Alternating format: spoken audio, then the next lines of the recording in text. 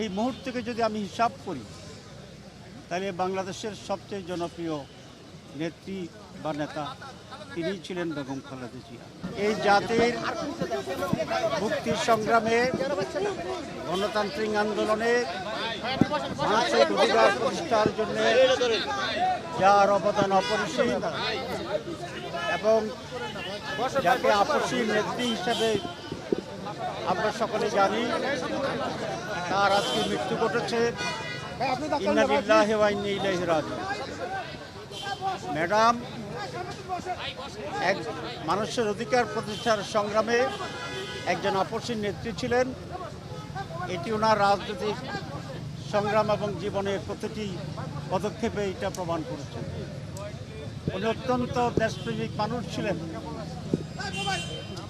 কোনো বড় প্রতিবেশীর সাথে উনি কখনোই দেশের সাথে আপোষ করেন না এবং এই জন্য অনেক সময়কে রাজনৈতিক নিপীড়নের শিকার হতে হয়েছে। আজকে পুরা জাতি ঐক্যবদ্ধভাবে, প্রশ্নহীনভাবে এই মহান নেত্রীর প্রতি শোক জানাচ্ছে এবং শ্রদ্ধা জানাচ্ছে। এই মুহূর্তকে যদি আমি হিসাব করি তাহলে বাংলাদেশের সবচেয়ে জনপ্রিয় নেত্রী বা নেতা তিনিই ছিলেন বেগম খালেদা জিয়া। তিনি যখন অসুস্থ ছিলেন, আমি দেখেছি পুরা জাতির সকল দল মতের মানুষেরা অত্যন্ত উদ্বেগের সাথে ওনার সুস্থতা কামনা করেছিলেন, ঐক্যবদ্ধ হয়ে পড়েছিলেন। সকল প্রত্যেক মানুষকেই মৃত্যুবরণ করতে হবে।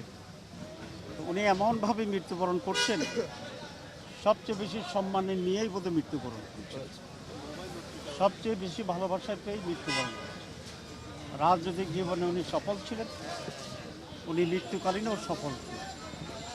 আমরা আল্লাহর কাছে এই মোনাজাত করি, আল্লাহ যেন তার গুনাহ খাতা মাফ করে দেন, ওনাকে ক্ষমা করেন এবং ওনাকে জান্নাতুল ফেরদৌস দান করেন। ওনার যে জাতির প্রতি ওনার যে নির্দেশিকা ছিল, দেশপ্রেম, এটাকে অনুসরণ করে দেশের মানুষ এই দেশের প্রতি, জনগণের প্রতি তাদের দায়িত্ব পালন করবে, এটা আমি আশা করি। সবাইকে ধন্যবাদ। আসসালাম।